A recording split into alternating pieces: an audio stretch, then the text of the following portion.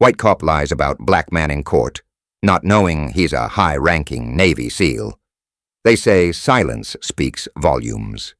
But in Meridian, Mississippi, silence kills. It was a Thursday night. No rain, just heat you could drink, and quiet so thick you'd swear it had weight. Outside McGraw's Hardware, a man stood still. Not hiding and not pacing, just still. His name was Elijah Brooks, 52 years old, 30 years in the Marines, retired Navy SEAL, skin like Mississippi molasses, posture like a flag never lowered. He wasn't armed, he wasn't loud, he was checking the weather. And then headlights, white cruiser, white face, white fear. "What are you doing here?" 10 words later, he was in cuffs. No crime, no threat, just a black man asking why. But that's not the story. That's the excuse. The story is what they didn't print. Who is Elijah? What he's endured, from battlefields abroad to front porches back home, still fighting a war he never signed up for. This isn't courtroom drama. This is a reckoning. A slow, heavy burn of injustice, wrapped in a badge, shielded by silence, passed down like an old hymn. Tonight, you'll hear the testimonies. But more than that, you'll feel what it means to be told your truth doesn't matter. Don't look away. He never did. In Meridian, the storms don't always come with thunder. Sometimes they creep in on the soles of boots, wearing a badge, carrying a clipboard, or whispering through the worn thin walls of a courtroom. But make no mistake, they come. And this one began on a Thursday night, just past dusk, when the heat hadn't quite given up, but the town already had. Elijah Brooks stood outside McGraw's Hardware, its neon sign buzzing faintly above his head.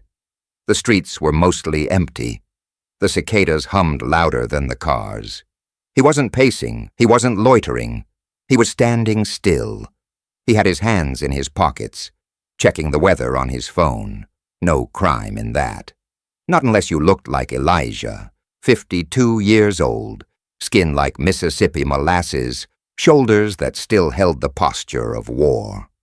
30 years in the Marines didn't teach him to fear the dark, but it did teach him to recognize when something wasn't right.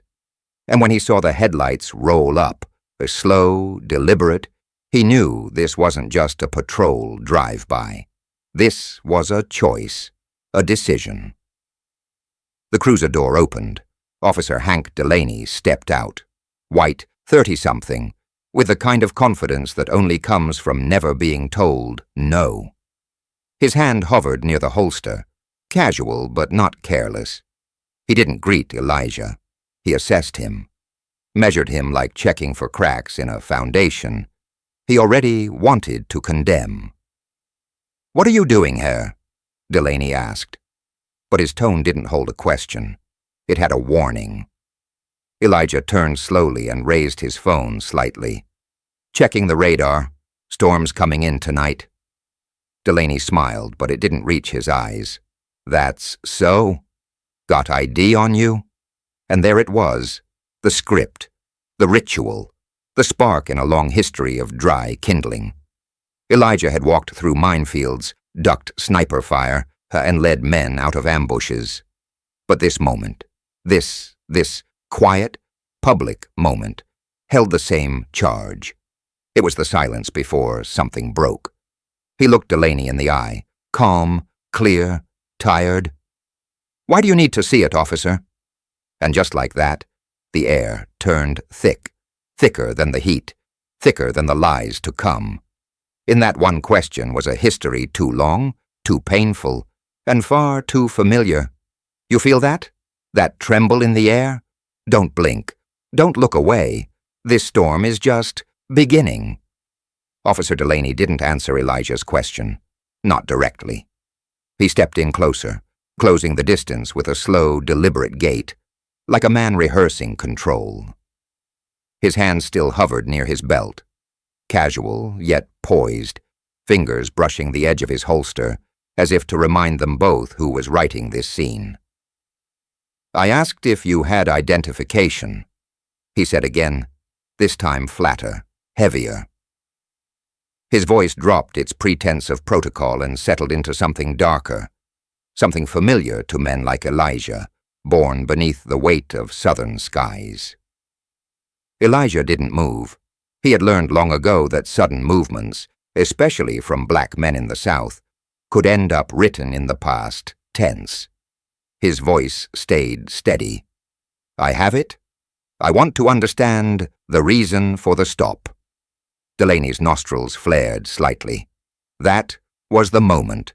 The line was drawn not in chalk, but in posture. 2 men, 2 stories, 2 systems, standing 10 feet apart on a sidewalk that had seen more injustice than rainfall. "You match the description of someone who was seen around here earlier," Delaney lied. The lie wasn't even clever. It didn't have to be. In towns like Meridian, a lie dressed in uniform was often more believable than the truth in a suit. "I've just been standing here," Elijah replied. Delaney stepped in, chest forward, gaze sharp. "I'm going to need you to put your hands where I can see them." Elijah obliged, slowly raising his arms out to the side, palms open. No threat, no movement, just presence. "You planning to arrest me?" he asked, not as a challenge, but as a weary man asking if the inevitable might come early this evening. Delaney didn't answer with words. He reached for the cuffs, and just like that, Elijah Brooks, decorated veteran, grandfather, man who had saluted more flags than he'd ever questioned, was turned around and placed in chains. For what? For standing still. For being black. For asking why.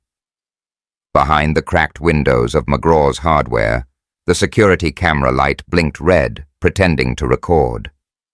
But in this story, as in many others, the truth would have to find another way. They didn't put the siren on.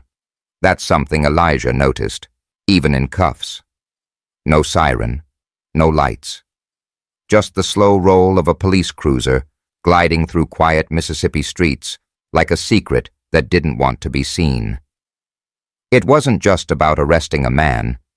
It was about making sure no one watched too closely while they did it. In the back seat, Elijah sat still. His wrists ached where the cuffs dug into his skin, but he said nothing.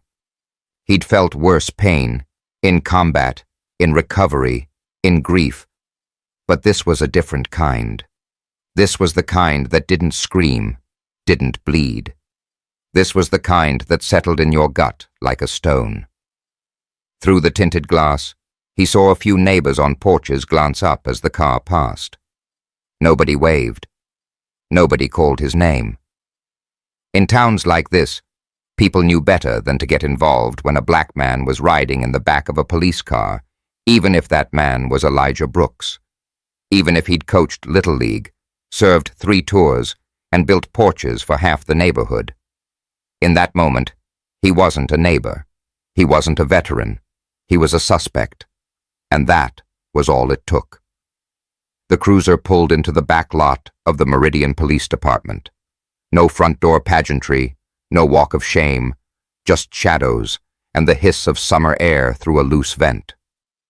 Officer Delaney opened the door, told him to watch his step, and guided him inside with a firm grip on his arm, as if the weight of 30 years in uniform had suddenly made Elijah unstable and unpredictable. Inside, the fluorescent lights buzzed above cracked linoleum. The air smelled like coffee, dust, and the long echo of too many false confessions. They took his phone, his belt, his shoelaces. They asked no questions worth answering. They booked him under resisting arrest and failure to comply. The kind of charges are designed to explain bruises before they happen. That night, Elijah sat alone in a holding cell, staring at a wall so close he could almost hear it breathing. Somewhere down the hall, a radio played country music through static. Somewhere outside, Someone was already writing the story. Black man arrested after altercation with police. But this story wasn't over. Not this time. Not quietly. Not anymore. The morning after the arrest, the sky over Meridian was a heavy gray, the kind that doesn't promise rain. It warns of it. The courthouse loomed like an aging sentry at the edge of downtown, red brick stained by time, and too many verdicts that leaned the wrong way. Inside, the air was dry and bitter, like paper left too long in the sun. Elijah Brooks stood in front of a smudged mirror in the courthouse bathroom, adjusting the collar of a worn navy blazer. It didn't quite fit like it used to. Age had softened his frame, but it still carried the weight of ceremony. No medals today, no ribbons, just a man and the quiet armor of dignity. He ran a weathered hand over his jaw, freshly shaved, and looked himself in the eye. Please don't give them your anger, he thought. Could you give them your truth? Outside, the halls echoed with the shuffle of feet and the low murmur of conversation. Reporters were already gathering, some local, some sent in from Jackson and Mobile. It wasn't every day a decorated black veteran stood accused of assaulting a police officer in the middle of a southern town. Asha Wells appeared, her heels clicking sharply against the tile, posture straight, eyes focused. Young, black, ambitious, and far too familiar with this particular brand of justice. She carried her briefcase like it held not just paperwork, but responsibility. "You good?" she asked quietly. Elijah nodded, his voice low. "I've been in rooms where survival wasn't guaranteed. This ain't that." She almost smiled. They walked together toward the courtroom doors. The moment they stepped through, the buzz in the room dipped, just slightly. The gallery noticed him. Some recognized the face. Most saw only the headline. Local man, black, arrested. It didn't take much to finish the rest. Elijah scanned the room. Wooden benches, worn floorboards, a faded flag in the corner. And there, across from him, sat Officer Delaney, sharp in uniform, posture loose, a smile just a little too comfortable on his face. The bailiff called the court to order, and the war that Elijah never asked for, but always knew was coming, finally began. The courtroom fell into a hush so sudden it felt like the air had been sucked from the walls. Even the ceiling fans, spinning lazy circles above, seemed to pause mid-turn. Judge Loretta Harlan entered like a force of nature wrapped in black robes, silver-haired, southern-born, and long past the age where anyone could intimidate her. She had presided over murder trials, civil wars in family estates, and petty noise complaints between neighbors who once shared a church pew. But this case had weight. You could feel it pressing into the wood grain of the bench beneath her. Elijah Brooks sat still at the defense table, hands folded neatly, spine straight. Not stiff, just deliberate.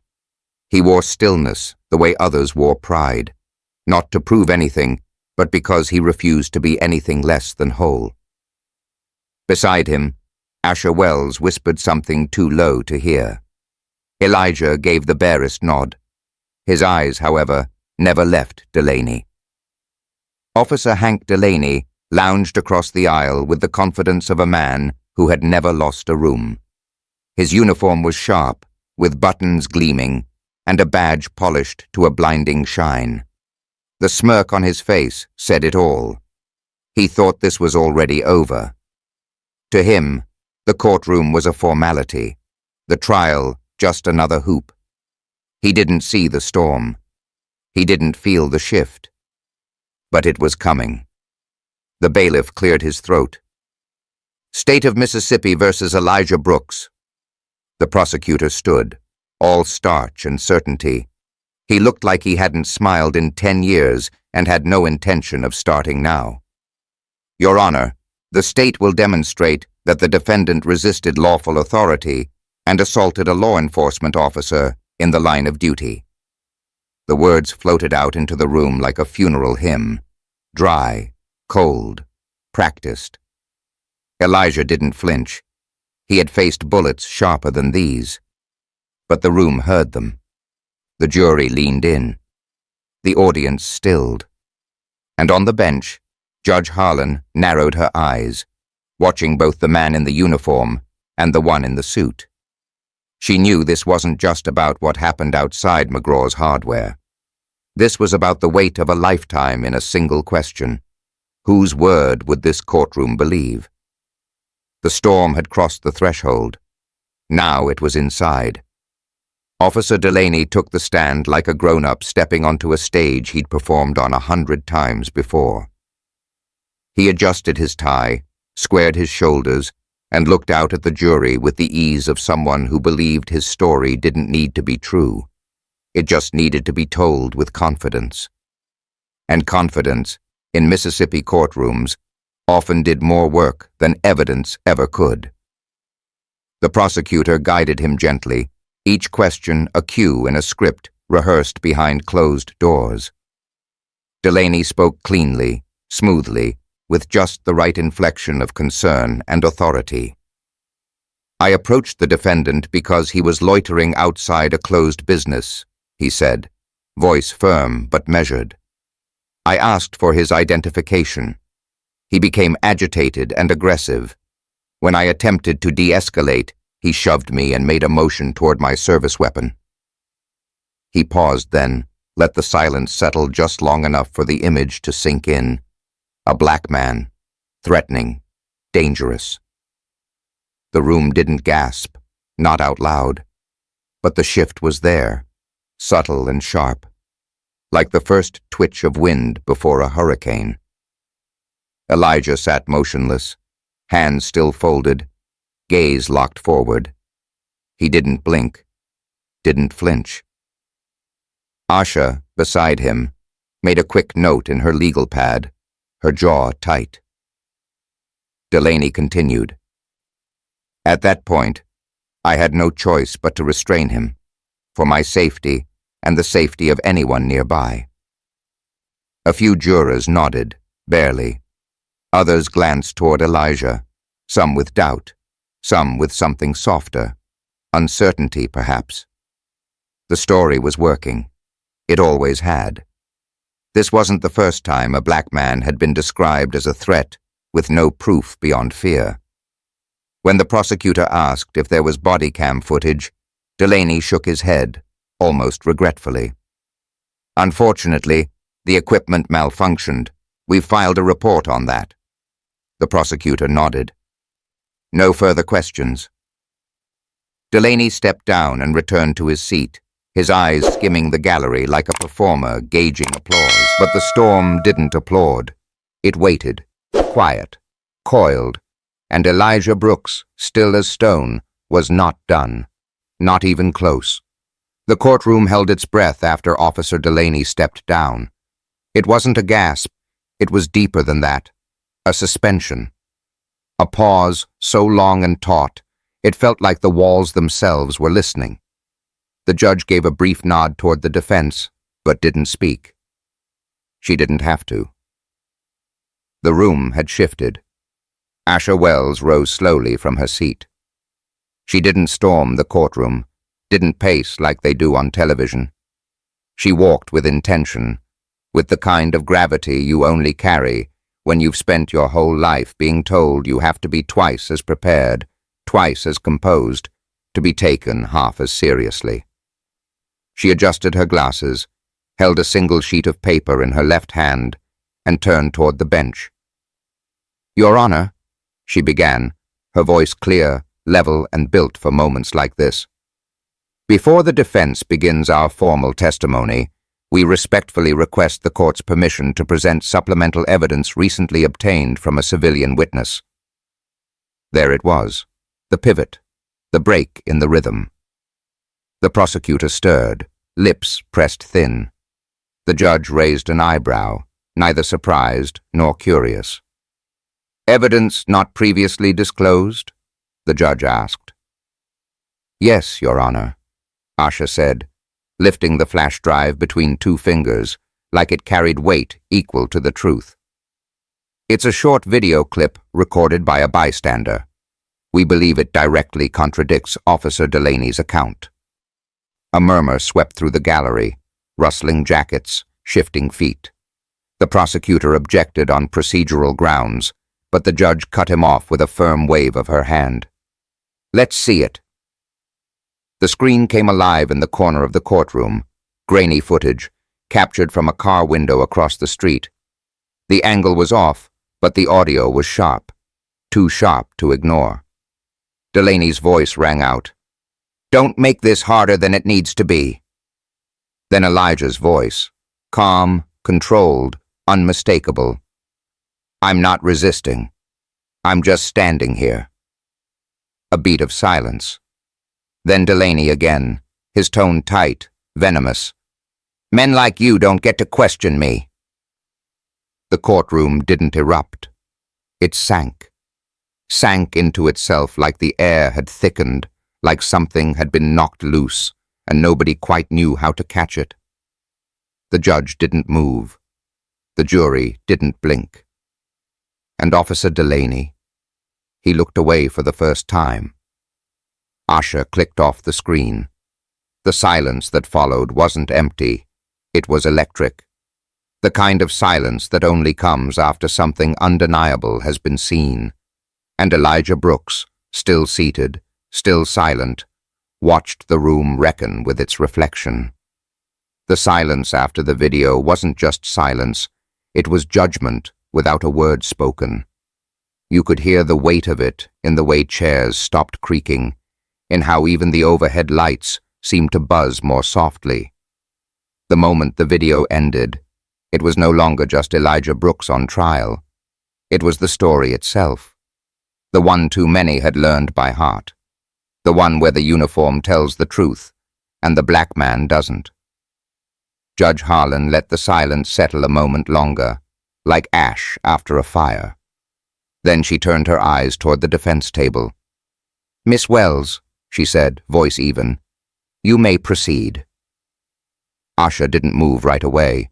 She took a breath, measured, then nodded, stepped forward, and turned to face the room. The defense calls Elijah Brooks to the stand. There was no dramatic music, no gasps, but the energy in the courtroom shifted again, quieter, heavier. Some in the gallery sat forward in their seats, others crossed their arms tightly. The jury turned as one. Elijah stood. He didn't rush. He didn't look at Delaney. He walked like a man who had carried weight most of his life and learned long ago that you don't run when you're right. You walk, slow and steady, and let the truth catch up to everyone else. He took the oath, sat down, adjusted the microphone, folded his hands in front of him, not to appear calm, but because that's how you hold steady in a place that was never built for you. Asha approached. Her voice was softer now, not out of weakness, but respect. Mr. Brooks, can you tell us what happened the night of your arrest? Elijah looked at her, then at the jury. His voice, when it came, didn't tremble. It didn't rise. It was the voice of a man who'd held dying soldiers in his arms and buried brothers under flags. I was on my way home. I stopped to check the weather before heading back. That's all I was doing, standing still. Another breath. And then he pulled up. No lights, no siren, just a flashlight in my face and a question that didn't need answering. He paused. Let the room sit with that. I've spent most of my life following orders, he said. In uniform, overseas, stateside. I know what respect looks like, and I know what power does when no one's watching. The jury didn't take their eyes off him, and for the first time since he'd been arrested, Elijah Brooks wasn't being looked at like a defendant. He was being listened to like a man. The courtroom, once so sure of its script, now sat in a stunned kind of stillness. Elijah's voice hadn't shouted, hadn't preached. It had simply told the truth, and somehow that was louder than anything that had come before it. Asha moved closer to the witness stand, her steps slow, almost reverent.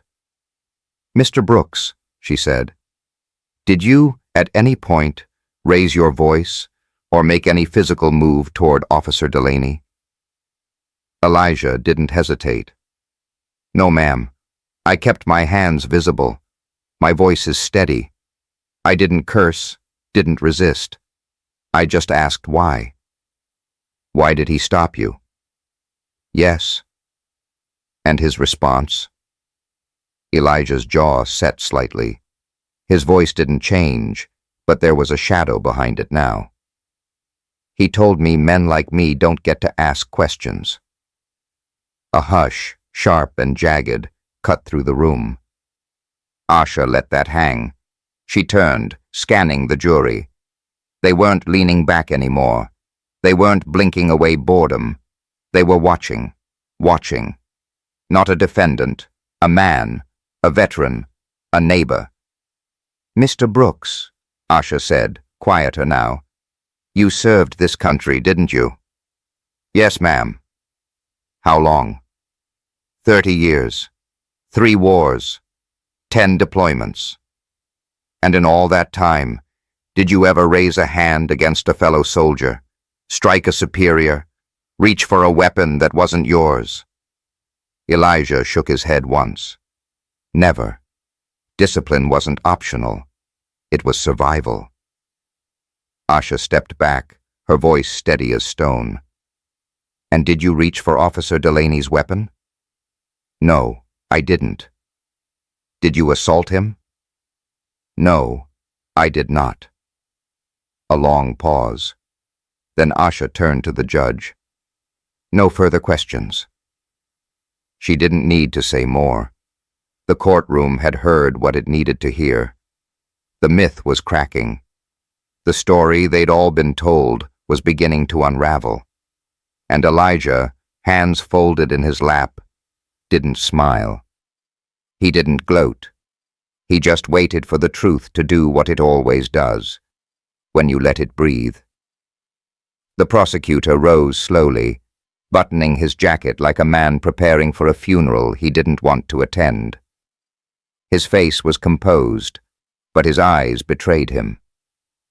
They moved quickly now, searching, measuring, calculating whether the tide had already turned too far to stop.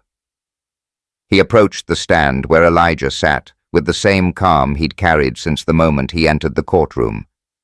Elijah didn't shift. He didn't brace. He just watched. "Mr. Brooks," the prosecutor began, tone tight, "you claim you didn't resist, that you remained calm. But isn't it possible, given your training, that your version of calm may still have appeared threatening to a civilian officer?" Elijah's brow lifted just slightly. He took a moment, and when he spoke, it was with precision, not rehearsed, but remembered. "I've trained men to keep their heads in firestorms. I've diffused bombs with my hands shaking inside gloves soaked with sweat. Calm isn't a performance. It's a decision. And I made that decision the night I was stopped." The prosecutor tried again, pressing. "You're a large man, Mr. Brooks. Strong, decorated. Is it possible Officer Delaney felt intimidated by your presence? That he saw you as a threat?" Elijah didn't flinch. "Intimidation is a feeling, not a fact. The law isn't based on what you feel. It's based on what happened. And what happened is, I stood still." The prosecutor opened his mouth, but closed it again. The silence that followed wasn't on Elijah this time. It was on the state. Finally, the prosecutor sighed, a quiet exhale of resignation. "No further questions." He stepped away, smaller than before, his words trailing behind him like smoke from a fire already burned out. Elijah remained on the stand, still and silent, the embodiment of a truth that didn't ask to be believed. It simply existed. It stood its ground. And the jury, once skeptical, once distracted, now sat utterly still, their eyes reflecting something the courtroom hadn't expected. Respect, reverence, recognition. When Elijah stepped down from the witness stand, the courtroom didn't just go quiet. It recalibrated. There was a stillness now, but not the fragile kind. This was a held breath before a long-awaited exhale. His steps back to the defense table were steady, unhurried. He didn't bask in the moment. He didn't need to. The power was in the stillness, in how the story had shifted, without shouting, without a single raised fist. Delaney's jaw clenched. His hands were motionless, but his eyes darted, scanning the jury, the judge, the gallery, as if searching for the ground beneath a truth that no longer held. Judge Harlan glanced at her notes, but didn't read them. She looked instead at Elijah, long enough for the room to notice, short enough to remain in control. The jury wasn't leaning back anymore. They weren't protecting the familiar narrative. They were watching Elijah like someone they suddenly owed something to, an explanation, at the very least. And for the first time since the trial began, it felt like the courtroom wasn't performing justice. It was listening for it. The jury filed back in slowly, their faces unreadable, but their silence different now, weightier, the kind that follows not confusion, but consideration. Something had landed. Something had shifted. Judge Harlan adjusted her glasses and folded her hands atop the bench. "Counselor," she said, turning to the prosecution, "you may proceed with redirect, if you choose." The prosecutor stood with a stiffness he hadn't worn earlier. His confidence had cooled, dulled by the blade Elijah Brooks had quietly laid on the table. He called Officer Delaney back to the stand. Delaney's steps were slower this time, not broken, not yet, but unsure. He sat like a man no longer confident in which version of himself the world could still believe in. He cleared his throat before speaking, voice thinner than it had been. "I'd like to clarify," he said. "The video you saw doesn't tell the whole story. It's taken out of context." Asha rose slowly. "Objection, Your Honor. The video was entered as direct evidence, unedited." "Sustained," the judge said without looking up. Delaney pressed on. "I had every reason to feel threatened. He was uncooperative. His posture was confrontational." A murmur from the gallery, low, skeptical. Judge Harlan banged the gavel once. "This courtroom will remain in order."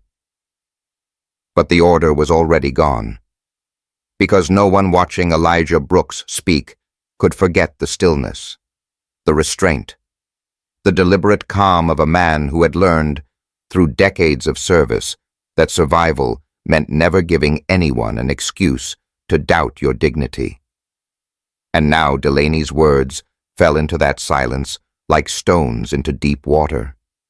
Heavy, but lost. No echo. No ripple. Asha stood for the cross. "Officer Delaney," she said, voice cool but cutting, "you say you felt threatened. Did Mr. Brooks raise his voice?" "No." "Did he lunge?" "No." "Did he curse? Did he resist? Did he even move?"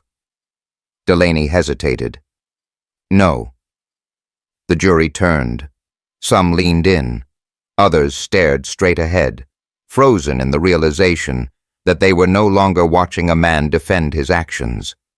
They were watching one unravel.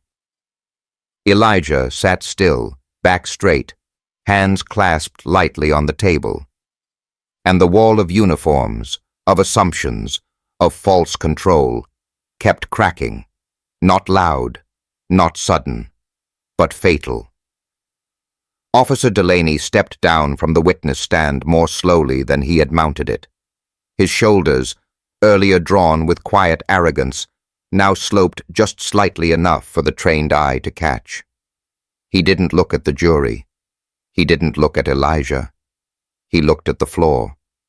And maybe that was the first honest thing he'd done all day. The courtroom didn't make a sound, but the tension was no longer dense. It was sharp like something brittle stretched too far, waiting for one more word to shatter it. Judge Harlan cleared her throat. "Does the state wish to call additional witnesses?" The prosecutor stood, hesitated, then shook his head. "No, Your Honor. The state rests." Asha barely blinked. She turned to Elijah, met his eyes, just a slight nod between them. No triumph, just recognition. The kind of moment shared between soldiers after the first breach in enemy lines. The battle wasn't won, but the silence had broken. Judge Harlan leaned forward. "Ms. Wells, your witness." Asha stood slowly. "The defense calls Sergeant Leonard Whitaker to the stand." A new name, a new ripple. An older black man rose from the gallery, stoic, composed, his dress shirt pressed, his gait slow but unyielding. His face bore the maps of age and memory. He was a former Marine, like Elijah. They'd served together once, long ago, under sand-blown tents with nothing but code and trust between them. He took the stand with quiet authority, raised his hand, and swore to tell the truth. "Sergeant Whitaker," Asha began, "do you know the defendant?" "Yes, I do." "How long?" "Over 25 years. We served together. Fallujah, Helmand Province, and half a dozen places that never made the news." "And based on your time with him," she asked, "how would you describe Elijah Brooks under pressure?" Whitaker didn't hesitate. Calm. Controlled. The kind of calm that saves lives. The kind that never escalates. That de-escalates. The jury listened. Harder now. Asha turned to the judge. "Your Honor, we intend to show a pattern, not of aggression, but of discipline. This isn't just about what happened that night. It's about who Elijah Brooks is and always has been," as Judge Harlan nodded slowly. The storm was changing shape, and across the aisle, Officer Delaney finally looked up, but not with defiance, with dread. Because once the room starts believing a different story, the old one doesn't just get ignored, it gets erased. The judge's gavel struck once, sharp, echoing, calling the courtroom back from the edges of its thoughts. "Court will recess for 1 hour," Judge Harlan said, her voice clipped, controlled, but not cold. She wasn't buying time. She was giving the room a moment to sit with what it had heard, the kind of silence that doesn't come from order, but reckoning. As the jury stood to file out, something unspoken passed between them. They didn't glance at Officer Delaney. They didn't need to. The power of his uniform had dimmed. What remained was a man and a story they no longer trusted. Outside the jury box, murmurs began to ripple through the gallery. Low, uneasy. A few townspeople looked down at their hands. Some stared at Elijah like they were seeing him for the first time, not as a defendant, not as a headline, but as a man who'd spent his life serving a country that now asked him to defend himself against its silence. Elijah didn't rise. He sat still at the defense table, posture steady, eyes lowered, not from defeat, but from control. He wasn't chasing redemption. He was offering a mirror. Asha leaned toward him, voice low. "We just cracked it wide open." Elijah gave the faintest nod. "Cracks ain't enough." In the back of the room, Delaney stood alone. No officers flanked him now. The brotherhood that once sat tight-lipped behind him had thinned, a few quietly slipping out during recess. Distance had begun to replace loyalty. Cowards don't linger when truth fills the air. The prosecutor shuffled papers with a hand that moved too fast. His rhythm was gone. 1 hour. That's all it would take now, not to prepare a new defense, but to brace for what happens when the system no longer believes its lie. And for the first time since the trial began, the storm inside this courtroom wasn't Elijah's. It was theirs. When the court resumed, the air was different, not heavier, clearer. Like something had been swept away during the hour recess, the performance was over. Now it was just facts, breath, and reckoning. Judge Harlan returned to the bench with a pace slower than before, more deliberate. She looked at both tables before speaking. Counsel. Closing arguments. The prosecutor stood first. He straightened his jacket like a man trying to will formality back into a body full of cracks. His voice came out steady, but it had lost its edge, like a blade dulled from denial. Ladies and gentlemen of the jury, he began, law enforcement officers are asked to make decisions in moments of uncertainty. This case, though compelling, is about a moment like that. Officer Delaney believed he was facing non-compliance. He acted accordingly. No one blinked. No one moved. The words passed through the room like steam in a broken pipe. The prosecutor continued, grasping. We must be careful not to punish officers for doing their jobs. But no one in that courtroom was confused about whose job had truly been done that night. He finished quickly, voice faltering at the end. We trust you'll find the facts sufficient for a conviction. Then silence. Asha Wells stood up without papers, without a flash of recognition. She strolled to the jury box, not to perform, but to remind. 30 years, she said. Elijah Brooks gave 30 years to this country. He followed every rule, every order, every chain of command. And one night, while checking the weather, he was thrown against a car and handcuffed for asking a question. She paused. He didn't resist. He didn't run. He didn't reach. He stood still. And somehow, that was too much. Her voice softened, but the room leaned in closer. This isn't about whether Officer Delaney was scared. It's about what he saw. A man, black, standing still, and that was enough. Now she stepped back, her words sharper by whisper than by force. Don't tell me this is about protocol. Protocol has never saved a man like Elijah, but truth might. She turned toward Elijah, gave a nod, her expression silent and steady.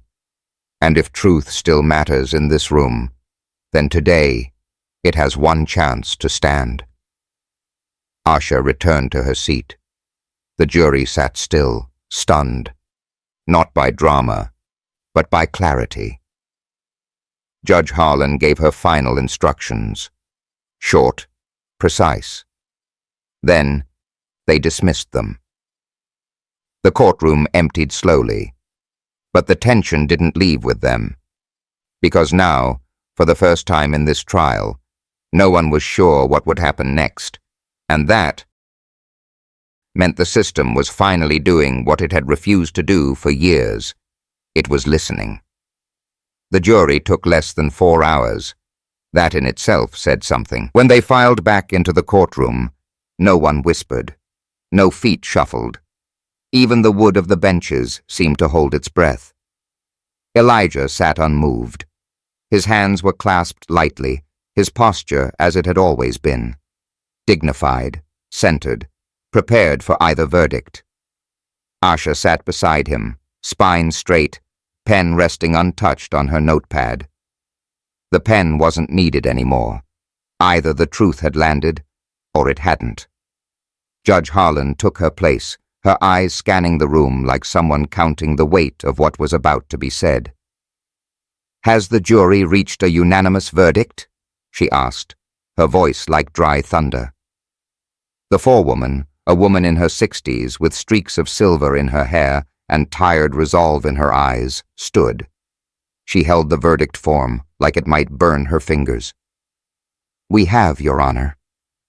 She cleared her throat, then read, "In the matter of the state of Mississippi versus Elijah Brooks, we, the jury, find the defendant—" She paused. The world paused. "Not guilty." It wasn't an eruption. It was released. A collective exhale, some barely audible gasps, and then stillness again. This time, not tense, but trembling. Asha's hand touched Elijah's gently. He didn't look at her. He looked straight ahead, unmoved, until his shoulders, just barely, fell. Not from defeat, from the weight finally lifting. But the forewoman wasn't done. We further recommend that this court open an investigation into the conduct of Officer Hank Delaney and the Meridian Police Department. That landed harder than the verdict. Delaney's face cracked. Not broken, not yet, but the first fracture of a man realizing the uniform no longer protects what it used to. Judge Harlan looked at him, long, direct. "This court takes the jury's recommendation seriously," she said, "and will act accordingly." And just like that, what began as a routine trial in a southern courthouse had become something else. Not justice served, justice seen. And for the first time in years, maybe longer, Elijah Brooks could walk out the front door, not as a defendant, not even as a hero, but as a man who was no longer carrying everyone else's silence. The doors of the courthouse opened not with ceremony, but with weight. They creaked like old bones, pushed outward by a man who'd carried far heavier things. Elijah Brooks stepped into the Mississippi sun, its heat familiar, its light sudden. It caught the edges of his blazer, bounced off the silver in his beard, and made the sweat on his brow glint like salt left from a long ocean crossing. The crowd outside was larger now. Word had spread. Neighbors, reporters, strangers. Some held signs, some held silence. All held something in their eyes. Questions. Guilt. Hope. But Elijah didn't speak. He stood at the top of the courthouse steps, blinking slowly, not from the sun, but from the unaccustomed lightness in his chest. Behind him, Asha joined quietly, her hand resting just above the small of his back, not guiding, just present. She had fought beside him, but this walk was his. Camera shutters clicked like distant lightning. A few people started clapping, then more, then louder. Not applause of celebration, but recognition. The way a crowd honors someone who endured. Elijah nodded once, just once. He descended the steps, slow and steady, the way only men who've marched through fire know how to move. Each step was a sentence written without words. Each footfall said what a courtroom couldn't. I am still here. I am not broken. I never was. A little boy on the edge of the crowd stepped forward. His mother tried to pull him back, but he looked up at Elijah, wide-eyed, and asked, "Are you the man from the TV?"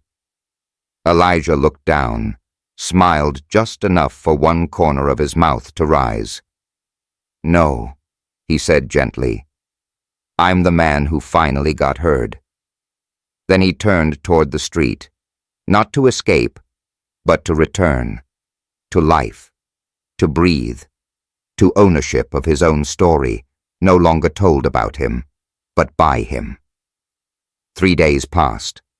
The front page of the Meridian Star ran the headline, Elijah Brooks found not guilty, department under review.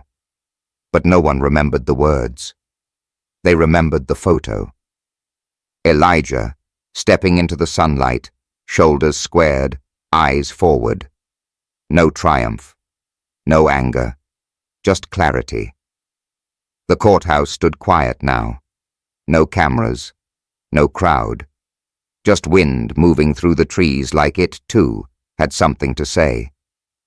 Inside the police department, the walls had begun to whisper. Officer Delaney was placed on administrative leave within 24 hours of the verdict. The official statement cited, pending internal review. The unofficial truth spread faster. Some officers avoided his gaze now. Others no longer nodded in passing. A few emptied their lockers and left without a word. Because sometimes, silence doesn't mean protection. It means shame. Delaney gave no interviews.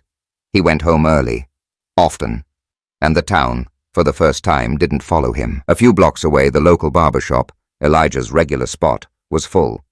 Not for haircuts, for talk, for listening, for the hard kind of conversations men put off until a man like Elijah forces them into the light. They knew, someone said softly, tracing the rim of a coffee cup. They always knew. On a quiet street on the edge of town, Elijah stood on his porch. The boards creaked beneath his boots, but the sound was honest. He watched the wind move through the tall oaks. The flag folded in his living room remained untouched, still tucked in a glass, still heavy with meaning. Asha visited that afternoon. She didn't bring papers. She brought pie. "Sleep?" she asked. "A little," Elijah replied. "Better than nothing." He smiled. Better than silence. They sat together without needing to speak a word, the kind of silence that didn't suffocate, but held room for breath. And as dusk settled over Mississippi, something quieter than victory settled with it. Accountability. It didn't come fast. It didn't come loud. But it came. And for Elijah Brooks, that was enough to begin again. Months passed. Time, as it does, kept moving, gently cruel, politely distant. But something in Meridian had shifted. Not loud, not fast, but real. Elijah Brooks didn't seek interviews. He declined the national shows. He didn't become a symbol. He just kept living and walking the same streets, buying the same groceries, and saying good morning to the same people who once looked past him. Only now, they looked up.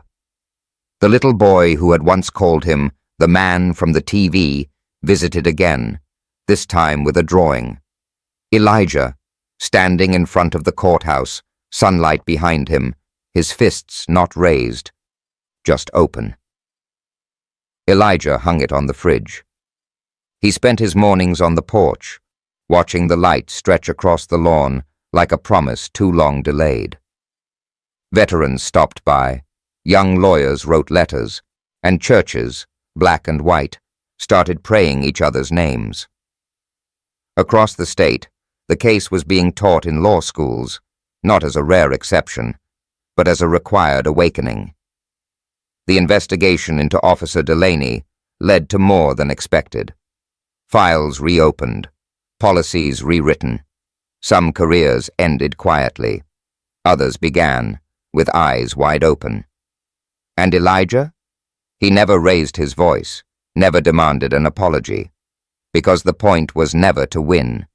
It was to be seen, to be believed, to be heard, to remind a nation that standing still with dignity can shake more walls than rage ever could.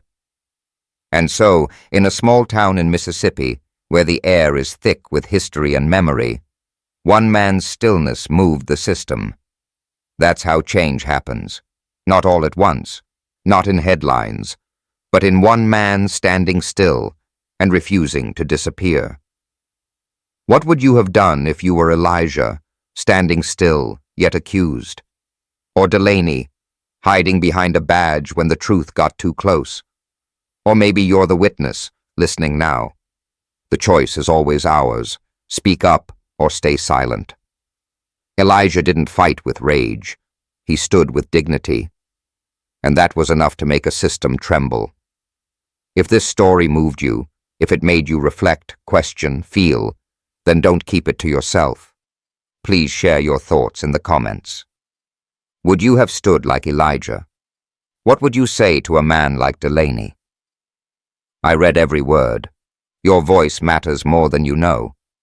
If this story touched your heart or stirred something inside you, and if you believe stories like this deserve to be told, remember to like and subscribe to our channel for more inspiring stories like this, because sometimes the quietest voices have the most substantial impact. To follow more powerful, meaningful stories just like this, I genuinely look forward to reading your comments. Every word you share is a spark that fuels me to keep creating better stories.